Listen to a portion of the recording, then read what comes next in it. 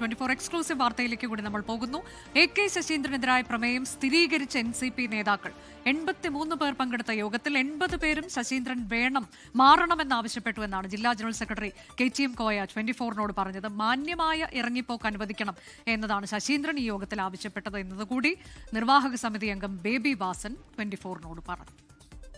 പാർട്ടിയുടെ സംസ്ഥാന നിർവാഹക സമിതി യോഗത്തിൽ പരസ്യമായിട്ട് ഇന്ന് അദ്ദേഹം പറഞ്ഞതാണ്, ഞാൻ ഇനി പാർലമെന്ററി രംഗത്തേക്കില്ല, എനിക്ക് ഒരു മാന്യമായ റിട്ടയർമെന്റ് വേണം എന്ന് പറഞ്ഞാൽ ഈ 5 വർഷം തുടരണം. അതിനിടയ്ക്ക് പാതിയിൽ വെച്ച് ഈ മന്ത്രിസ്ഥാനം മറ്റാർക്കും എന്നുവെച്ചാൽ തോമസ് കെ തോമസിന് കൊടുക്കരുത്, എനിക്കൊരവസരം ഈ 5 കൊല്ലം തുടർച്ചയായി ഭരിക്കാനുള്ള സൗകര്യം എന്ന് അദ്ദേഹം പരസ്യമായിട്ട് പറഞ്ഞതാണ്. ഇന്ന് ചേർന്ന ജില്ലാ നിർവാഹക സമിതി യോഗത്തിൽ ഞങ്ങളുടെ പാർട്ടിയുടെ ജില്ലാ എക്സിക്യൂട്ടീവ് അംഗമായ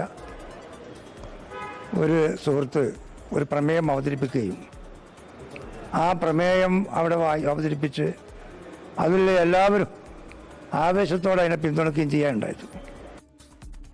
നിഖിൽ പ്രമേശാണ് ഈ നേതാക്കളോട് സംസാരിച്ചത്. നിഖിൽ ഉണ്ട് വിശദാംശങ്ങളുമായി. നിഖിൽ, ഇതിൽ ഇന്ന് നടന്ന യോഗത്തിൽ നിർവാഹക സമിതി യോഗത്തിൽ എല്ലാ അംഗങ്ങളും പിന്തുണച്ചു എന്നുള്ളതാണോ മാറണം എന്നുള്ള ആവശ്യത്തെ? ശശീന്ദ്രൻ അനുജ, നമ്മുടെ ഇൻട്രോയിൽ ചെറിയൊരു തിരുത്തുള്ളത്. AK ശശീന്ദ്രൻ ഇന്നത്തെ യോഗത്തിൽ പങ്കെടുത്തിരുന്നില്ല. 5 വർഷം മുൻപ് ഈ മുൻപത്തെ നിയമസഭാ തെരഞ്ഞെടുപ്പിന് മുൻപ് ചേർന്ന യോഗത്തിലാണ് AK ശശീന്ദ്രൻ തനിക്ക് മാന്യമായുള്ള ഒരു യാത്രയപ്പ് വേണം, ഈ ടേം കൂടി അനുവദിച്ച ശേഷം താൻ മാറി നിൽക്കാം, ഇനിയൊരു നിയമസഭാ മത്സര സ്ഥാനത്തേക്കില്ല എന്ന് അദ്ദേഹം വ്യക്തമാക്കിയിരുന്നത്. അക്കാര്യമാണ് ഇന്നിപ്പോൾ ജില്ലാ നേതാക്കളും സംസ്ഥാന നേതാക്കളും നമ്മളോട് തുറന്നു പറഞ്ഞത്. അന്ന് അദ്ദേഹം ഈ ഇത്രയധികം ആളുകൾ വരുന്ന യോഗത്തെ അഭിസംബോധന ചെയ്തുകൊണ്ട് പറഞ്ഞത്, തനിക്ക് ഈ തവണ കൂടി ഒരു അവസരം നൽകണം, ഇനി നിയമസഭാ രംഗത്തേക്ക് താൻ ഉണ്ടാകില്ല എന്ന് വ്യക്തമാക്കിയതാണ്. എന്നിട്ടിപ്പോൾ വീണ്ടും ഒരു നിയമസഭാ തെരഞ്ഞെടുപ്പ് വരുമ്പോൾ AK ശശീന്ദ്രൻ മത്സരിക്കാനുള്ള താല്പര്യം പാർട്ടി അറിയിക്കുകയാണ്, താൻ തന്നെ എലത്തൂരിൽ തുടരും എന്ന് അദ്ദേഹം അറിയിക്കുകയാണ്. അതിനെതിരെയാണ് ഇന്നിപ്പോൾ കോഴിക്കോട് ജില്ലാ നിർവാഹക സമിതി യോഗം, NCPയുടെ ജില്ലാ നിർവാഹക സമിതി യോഗം ചേർന്നപ്പോൾ 83 അംഗങ്ങൾ പങ്കെടുത്തതിൽ 80 പേരും AK ശശീന്ദ്രൻ മാറി നിൽക്കണം എന്നുള്ള പ്രമേയത്തെ പിന്തുണയ്ക്കുകയായിരുന്നു. 3 പേർ മാത്രമാണ് ഒരു വിയോജന കുറിപ്പ് അറിയിച്ചത്. പക്ഷേ ഈ 3 പേരും AK ശശീന്ദ്രൻ തുടരണം എന്നല്ല പറഞ്ഞത്, അവരും മറ്റൊരു സ്ഥാനാർത്ഥിയുടെ പേര് നിർദ്ദേശിക്കുകയാണ് ചെയ്തത്.